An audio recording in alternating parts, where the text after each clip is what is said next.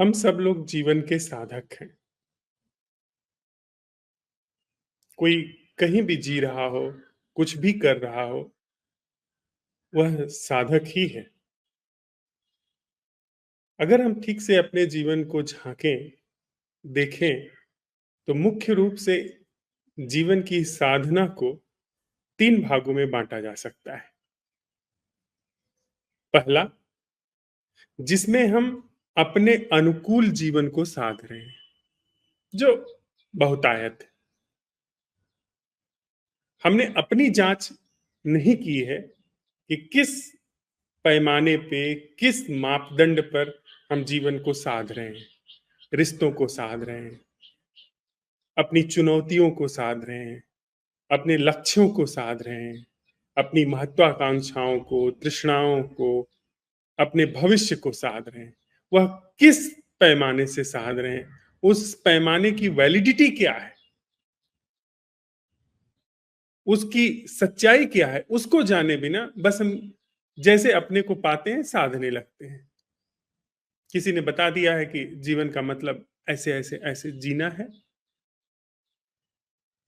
पढ़ाई लिखाई कर लो, वो भी ऐसी पढ़ाई लिखाई कर लो जिससे कि कोई पद प्रतिष्ठा हासिल कर सको, कोई ऐसी पढ़ाई लिखाई कर लो जिससे कुछ हुनर आ जाए कि जा करके अच्छे से पैसा कमा सको। पैसा कमा लो, फिर शादी विवाह करो, फिर नाम कमाओ, फिर बाल बच्चे पैदा करो, फिर उनकी शादी विवाह करो, उनको पढ़ाओ लिखाओ। यही मतलब पूरा जीवन का जो प्रारूप है, सेट है। उसमें थोड़ा बहुत इधर उधर फेरबदल है कि कहीं बिना शादी किए लोग रह लेते हैं, स्त्री पुरुष, कहीं बाल बच्चों को सरकार देखती, उसका पालन पोषण करती है। ऐसे ही पूरी दुनिया में न्यूनाधिक रूप से सब लोग जीवन साथ रहे हैं।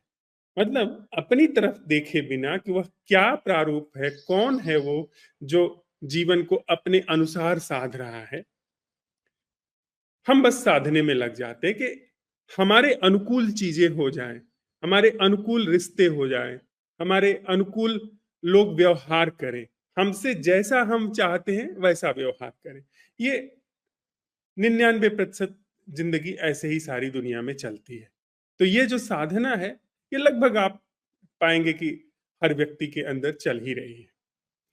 फिर आती है दुनिया को अपने अनुकूल साधने के बजाय दुनिया के अनुकूल खुद को साधना। यहां से थोड़ा सात्विकता का या थोड़े से नीति का, नैतिकता का, सदाचरण का प्रवेश होता है दूसरे तरीके के इस साधने से, कि मैं अपने अनुसार रिश्तों को नहीं चाहता हूं, मैं अपने अनुसार नहीं अपने परिस्थितियों को चाहता हूं, जीवन की चुनौतियों को चाहता हूं। जीवन की जो चुनौतियां आ रही हैं, जो परिस्थितियां आ रही हैं, उसके अनुसार अपने को मैं ढाल दूं, उसके अनुसार मैं अपने को साध लूं, अपने को व्यवस्थित कर लूं। तो इसमें सब समाज सुधारक, सब जो आदर्श चरित्र हैं, सब तरीके के जो एक साधु जिसको कहा जाता है प्रचलित अर्थों में, वह ढंग कि दुनिया के हिसाब से खुद को हम साध रहे हैं, अपने अनुसार दुनिया को नहीं साध रहे हैं, दुनिया के हिसाब से अपने को साध रहे हैं।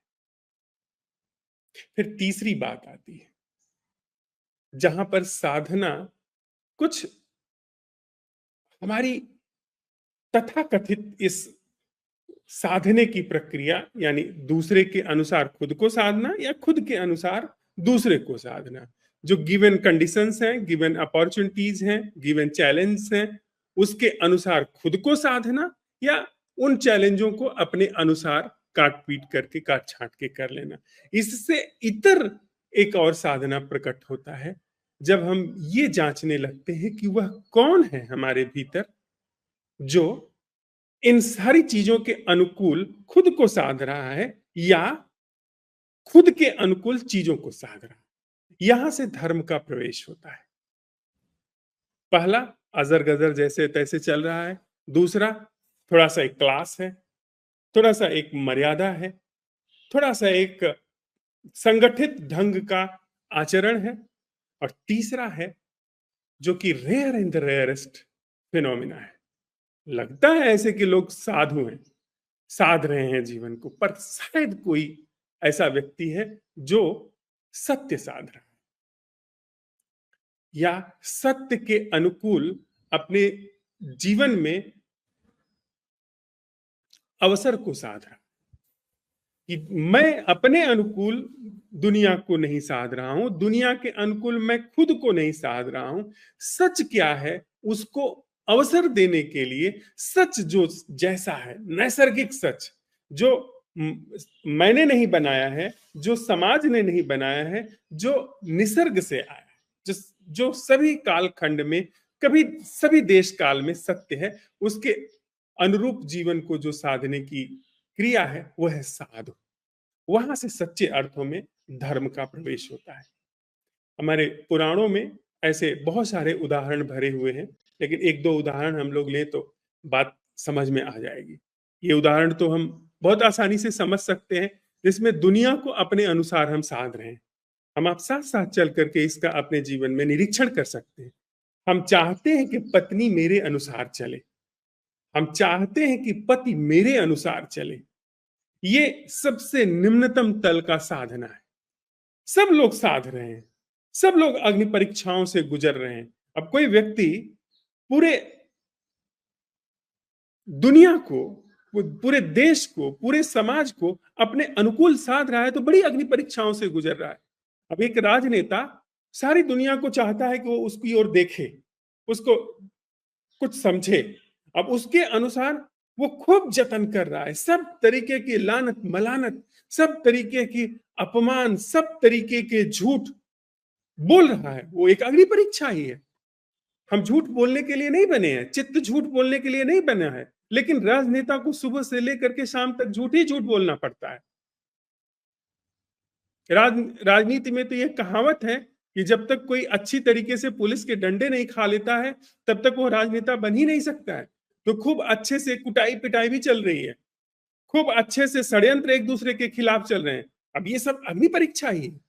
ये सब जो चित्त एकदम विकृत होता चला जा रहा है, सब कुछ भीतर सड़ता सुलगता चला जा रहा है, वो अपने अनुकूल लोगों को सिर्फ यह दिखाने के लिए कि मैं कुछ हूं, देखो सब लोग मेरे अनुकूल होकर के देखो कि मैं कुछ हूं। ये जो प्रक्रिया चल रही है भीषण अग्नि परीक्षा से गुजर रही है। वहां से लेकर के और घर परिवार में पति के पत्नी को साधने को लेकर के, पत्नी के पति को साधने को लेकर के भयंकर अग्नि परीक्षाओं से लोग गुजर रहे हैं।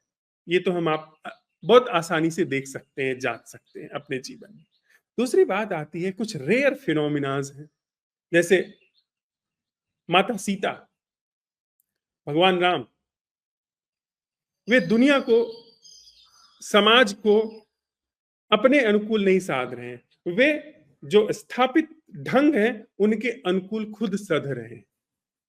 बड़ी महिमा उनकी गाई, मर्यादा पुरुषोत्तम कहा गया उनको, पुरुषों में उत्तम है वो बिल्कुल मर्यादा का आचरण कर रहे हैं। माता सीता अग्नि परीक्षा में उतर जाती है कि समाज उनको स्वीकार करे, समाज के अनुसार वो रहे। भगवान राम समाज के अनुसार आचरण कर रहे हैं। जो वेदोक्त आचरण है, जो शास्त्रोक्त आचरण है, जो पहले से निर्धारित किया गया है, उससे जरा सा भी एक कदम बाहर नहीं जाते। ऐसे ही जो 5 सतियों का नाम लिया जाता है उसमें सीता के अलावा द्रौपदी का नाम आता है। द्रौपदी जो गिवन कंडीशन सामने आई उसके अनुकूल खुद को ढाल दिया। 5 पतियों की एक पत्नी बन गई वो, इसलिए उनको 5 सतियों में संभवतः रखा होगा पुराणों ने। यानी जो आदर्श, जो मर्यादित आचरण सिद्ध कर दिया गया है, फ्रेम कर दिया गया है, ठीक उसके अनुसार खुद को बिठा देना, उससे तिल भर भी इधर उधर ना होना, वो दूसरे कोटि का आचरण है, निचले से श्रेष्ठ है, लेकिन फिर भी सम्यक नहीं है। क्योंकि चाहे आप अपने अनुकूल दुनिया को साधें, रिश्तों को साधें, जीवन को साधें, आप एक ऐसी अंधेरी जमीन से जीवन को साध रहे हैं जिसको जांचा नहीं गया है, जिसको परखा नहीं गया है। अगर मैंने अपने को नहीं जांचा है तो हमेशा उस जगह पर अंधेरा है जहां पर मैं हूं, दिया तले अंधेरा। मैं साध रहा हूं दुनिया को, पर मुझे अपना पता नहीं है कि कौन है जो साध रहा है। ये कौन है, किस मिट्टी से बना है। इसकी कंटेंट क्या है, इसका कभी भी परीक्षण नहीं हुआ, इसकी कभी जांच नहीं हुई, तो मेरे साधने की कोई वैलिडिटी नहीं है। अगर मैं सारी दुनिया भी साध लूं पर मेरे भीतर अंधेरा है, उसको नहीं जांचा गया है, वो एक कौन जाने वो सच है घटना मेरा होना या वो एक बस कपोल कल्पना की घटना है, तो मेरी अग्नि परीक्षाएं व्यर्थ चली गई। दूसरी बात, मैं दुनिया के अनुकूल खुद को साध रही हूं, तो मेरी नजर हमेशा बाहर है कि दुनिया का जो प्रारूप है उसके अनुसार अपने जो बनावट है उसको फिट बैठा रही हूं। लेकिन मैं अपनी बनावट को फिट बैठा रहा हूं, जैसे माता सीता अपने को फिट बिठा रही हैं, द्रौपदी अपने को फिट बिठा रही हैं, जो गिवन कंडीशन, लेकिन फिर भी वो आत्मवेदता नहीं है, फिर भी वो अपनी तरफ नहीं देख रही हैं कि वह क्या है जिसको बिठाया जा रहा है मर्यादित आचरण के अनुकूल। वह कौन है जो अपने को मर्यादित आचरणों के अनुकूल सुस्थापित करने के जतन में है। इसलिए कितना भी आदर्श आचरण हो जाए, कितना भी श्रेष्ठ आचरण हो जाए, लेकिन फिर भी जो श्रेष्ठतम दृष्टि है, जो सबसे सम्यक दृष्टि है, उसके सामने वह कुछ नहीं है। बल्कि जो बुद्ध घर छोड़ करके चले गए, कृष्ण, उन्होंने कोई मर्यादित आचरण,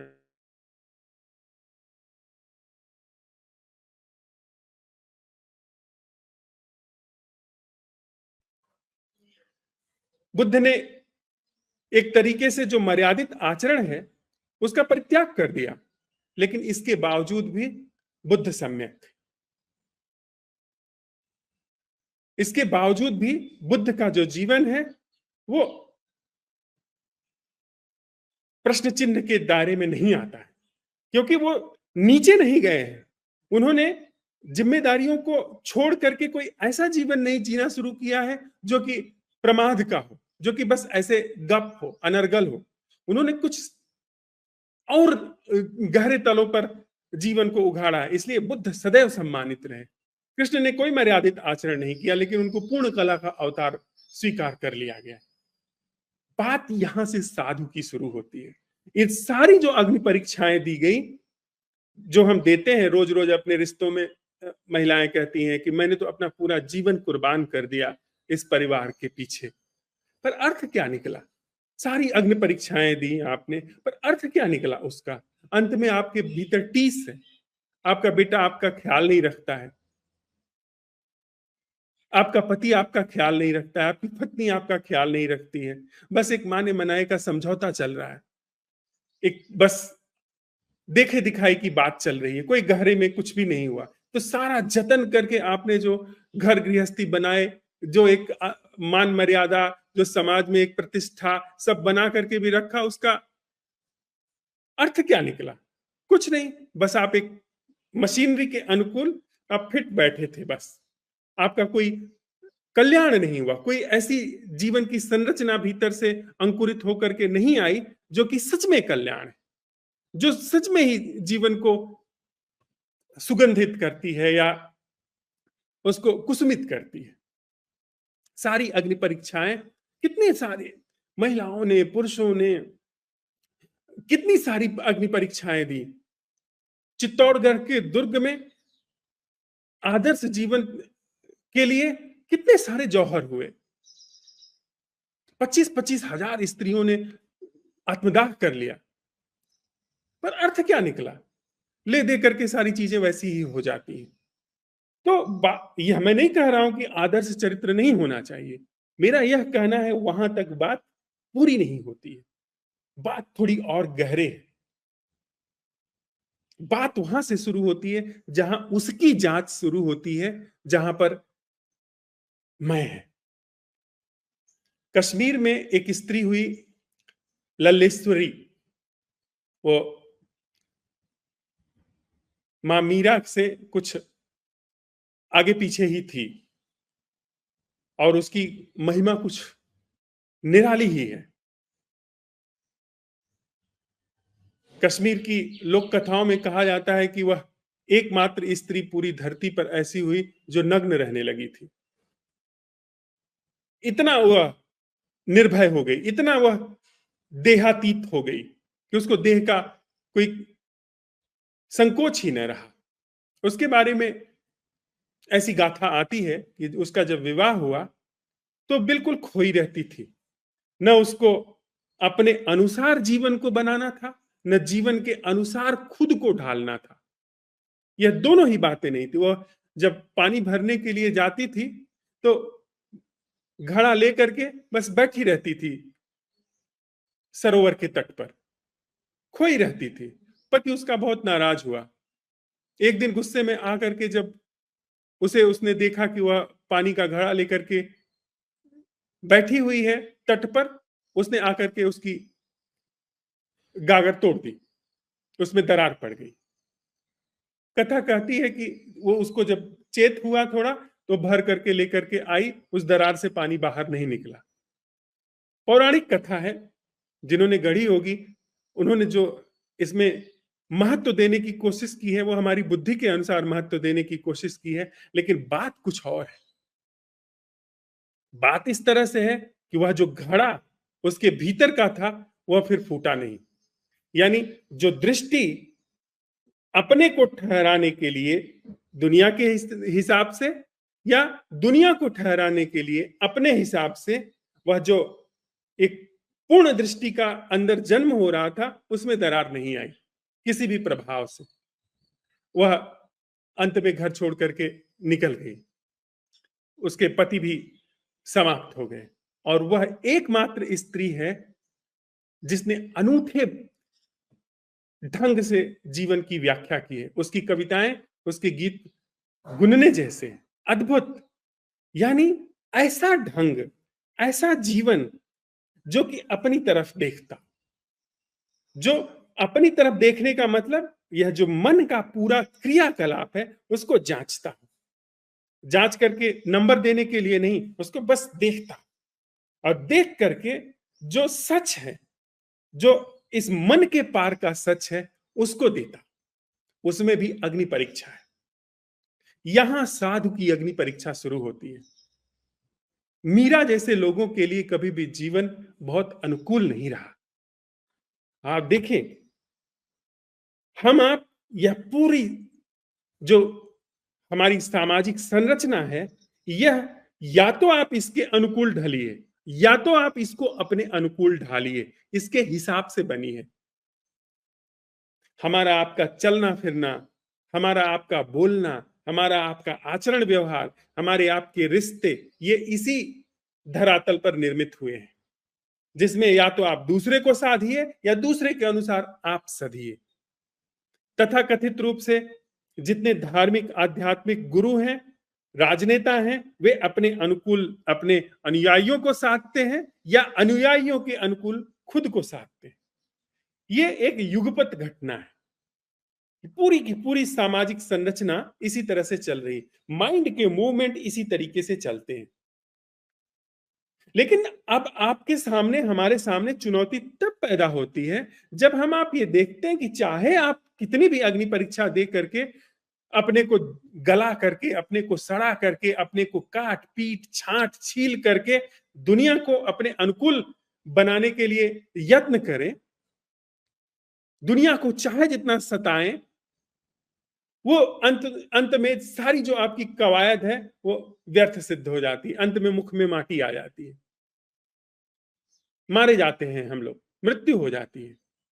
या अपने को छांटे काटे, दुनिया को काटे छांटे या अपने को काटे छांटे, अंत में मुख में मिट्टी आ जाती है, कुछ भी हाथ में लगता नहीं।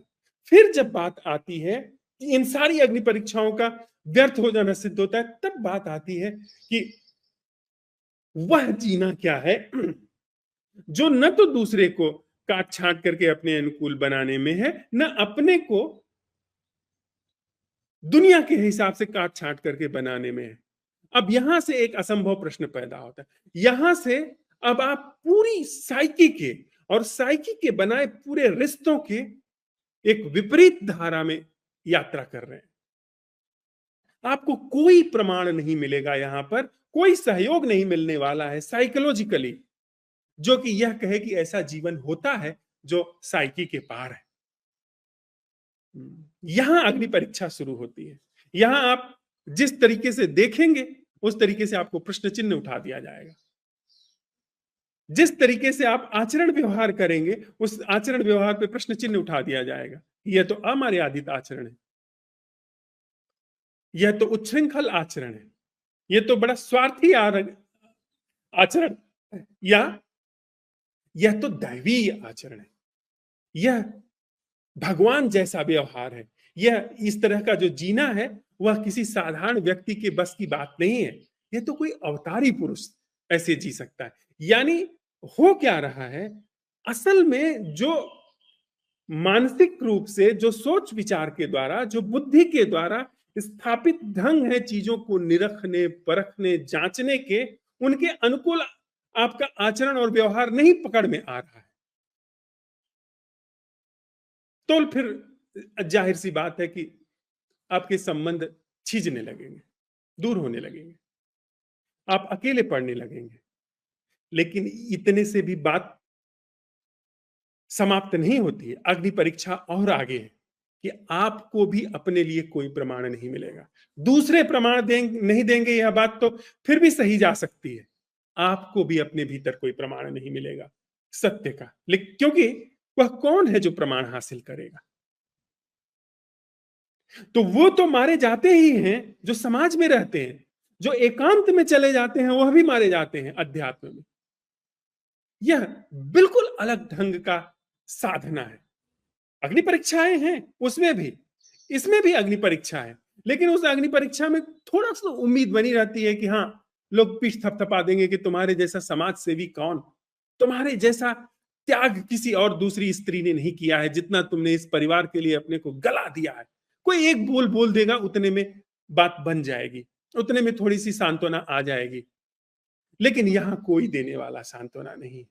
बाहर से तो लोग या तो आपको पूछ देंगे कि हाँ आप अवतारी पुरुष हैं, दूर रहिए, माफी दीजिए, इधर मत आइए, तो पूछ पाछ करके निकल जाएंगे। या कि अरे ये सब बकवास बातें हैं, ये सब हिप्पीज हैं, हिप दिखाने वाले लोग हैं, भगोड़े लोग हैं, जाकर के ऐसी अनर्गल अनाप शनाप बातें कर रहे हैं। वो लोग प्रमाण देंगे कि यज्ञ तो वो है जो आप बीच समाज में रह करके काम करें, 100 जूते खाएं, फिर लड़ाई जो है घुस करके तमाशा देखें, तो फिर बात बनती है। जैसे वो जी रहे हैं, जैसे वहां पर जिया जा रहा है, तो फिर आपको खूब पीठ थपथपाई जाएगी। नहीं तो फिर आप भगोड़े हैं, आप तो पलायनवादी हैं, कुछ भी आपको कह करके वो जल्दी से पीछा छुटाना चाहेंगे। बाहर से प्रमाण नहीं मिला, भीतर से भी प्रमाण नहीं मिलता। क्योंकि अगर आप ईमानदार हैं तो ये सारी चीजें, तथाकथित कुंडलिनी जागरण, जो सहस्त्रार में सहस्त्रदल कमल जैसे आभास हैं, या वो सारी चीजें जो मोक्ष, मुक्ति, आत्मज्ञान, स्वर्ग, बैकुंठ, गोलोक, विष्णु लोक, या जितना भी आप सोच सकते हैं, इनलाइटनमेंट, तथाकथित रूप से वर्तमान समय में सबसे ज्यादा दुरुपयोग किया जाने वाला शब्द इनलाइटनमेंट, संबोधि, यह सारी चीजें जो अनुभव के रूप में हम आप जानना चाहते हैं, जो ऐसा सोचते हैं, अपने अंदर एक ख्याल बनाते हैं कि एक दिन ऐसा अनुभव होगा, सब प्रकाश प्रकाश हो जाएगा। ऐसी धंधेबाजी चलती है ना, नूर समाधि, नाद समाधि, ये सब जो कचरे हैं तरह तरह से फैलाए गए, ये सारे कचरों को लेकर के हम एक अ, अपने अंदर पुल पाते हैं, पुश पाते हैं कि हाँ ऐसा कुछ अनुभव हो जाएगा। अगर आप ईमानदार हैं तो ये सब बातें कूड़ा कचरा हो जाएंगी। जो भी चीज अनुभव की जा सकती है वह सच नहीं है। जिस भी चीज को सोचा जा सकता है वह सच नहीं है, क्योंकि कौन अनुभव करने वाला है? अनुभव करने वाला जो है वो हो रहे अनुभव से श्रेष्ठ हो गया, और वो जो अनुभोक्ता है वो अपना अनुभव कर नहीं सकता। क्योंकि अनुभोक्ता यदि अपना अनुभव कर ले रहा है तो वो जिस अनुभव को कर रहा है उससे पीछे हो गया ना। अनुभोक्ता का कोई अनुभव नहीं हो सकता। तो जो मौलिक रूप से अनुभोक्ता है उसका अनुभव हो ही नहीं सकता। तो इस पूरी अनुभव की जो प्रक्रिया है वह झूठी पड़ गई। सारा सोच विचार पीछे पड़ गया, पीछे हट गया। इसलिए आपको भी कोई प्रमाण नहीं मिलने वाला। इसलिए अग्नि परीक्षा और भी शार्प हो जाती है कि आपको कॉग्निशन रिकॉग्निशन बाहर से तो मिलता ही नहीं है, भीतर से भी कॉग्निशन रिकॉग्निशन नहीं मिलता। कृष्ण जी की शिक्षाओं में आता है कि अगर कोई सम्यक रूप से अपने भीतर अनुसंधान में है, आत्म अवलोकन में है, तो कभी भी यह नहीं जान पाएगा कि वह कहाँ है, वह कहाँ पहुंचा है। उसको यह तो पता चल सकता है कि क्या क्या है जो जीवन से गिरता चला गया है, छूटता चला गया है, लेकिन वह कहाँ है, जीवन कहाँ है, उसकी वह कोई भी प्रामाणिकता सिद्ध नहीं कर पाएगा।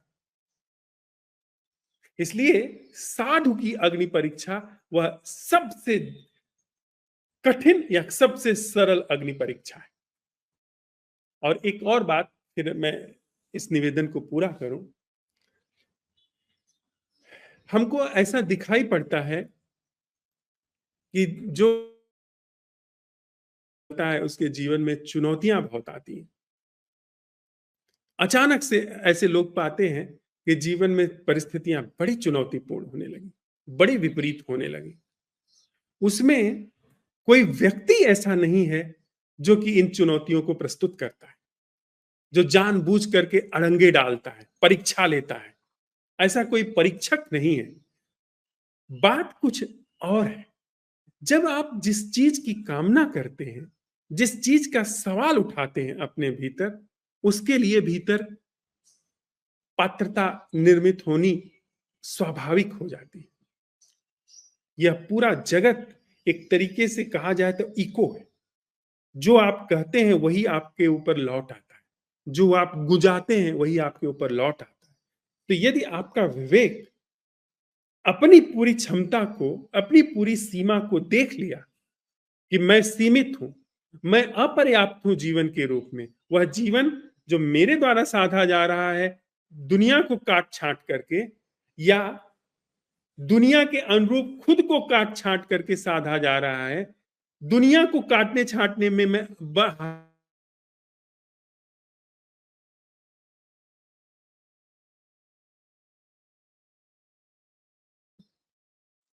यह बात सीमित है, यह बात देख ली गई अच्छी तरीके से।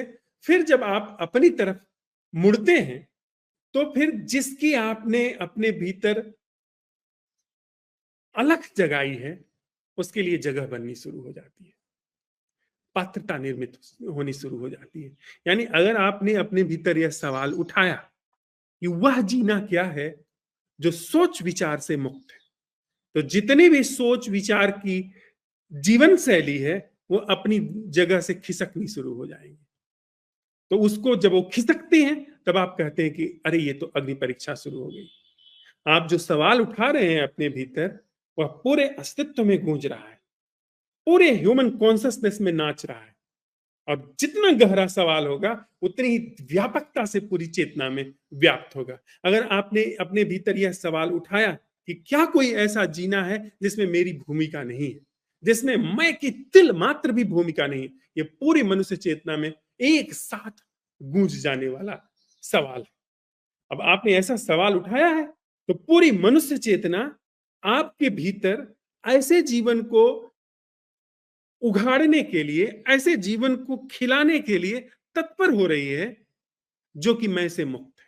तो जहां जहां आपका मैं है, वहां वहां पर पूरी चेतना चोट मारेगी। आपको पता भी नहीं चलेगा कि सामने वाला अचानक आपके प्रति वैरी क्यों होता चला जा रहा है। वो असल में पूरी ह्यूमन कॉन्सियसनेस वहां पर अपनी जगह बना रही है। जो सवाल आपने उठाया है, वह सवाल उस सवाल के अनुरूप पात्रता निर्मित कर रही है पूरी मनुष्य चेतना, जहां पर अहम मुक्त जीवन है। ये विधान है, ये इसमें किसी प्रमाण की आवश्यकता नहीं। आप अपने भीतर जाएंगे तो आप जांचेंगे। तो जो साधु की अग्नि परीक्षा होती है, वो कोई परीक्षक के द्वारा ली जाने वाली परीक्षा नहीं होती है। वह आपकी पात्रता को विकसित करने के लिए किया जाने वाला एक नियम है, एक धर्म है, जो आपके अंदर जांचा जा रहा है, पात्रता निर्मित कर रहा है। तो आपका मित्र अगर आपको चोट पहुंचा रहा हो, आपका बहुत निकट से निकट व्यक्ति अचानक आपके प्रति बहुत गंभीरता से आपके साथ विश्वासघात कर जाता हो, तो आश्चर्यचकित मत होइए, अपनी तरफ देखते रहिए, धैर्य रखिए।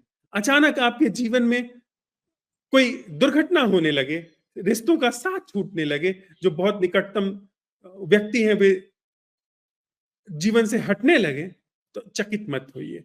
धैर्य रखिए, अपनी तरफ जांचते रहिए, अपने को देखते रहिए, जस का तस देखते रहिए। यह जगह बनाई जा रही है, ये अहम मुक्त जीवन की जगह बनाई जा रही है। फेल होंगे आप, फिर से वहां चले जाएंगे जिसमें या तो आप दुनिया को कल्चर करेंगे, अल्टर करेंगे अपने अनुकूल, या दुनिया के अनुकूल आप अपने को अल्टर करेंगे।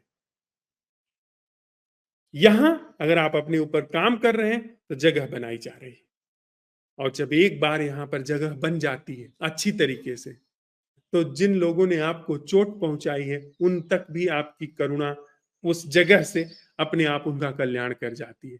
जिनको आप अपना प्रियजन कहते हैं, उनके ऊपर तो बरसती ही बरसती है, उनका तो परम कल्याण होता ही है। तो साधु की जीवन में अग्नि परीक्षा होना स्वाभाविक।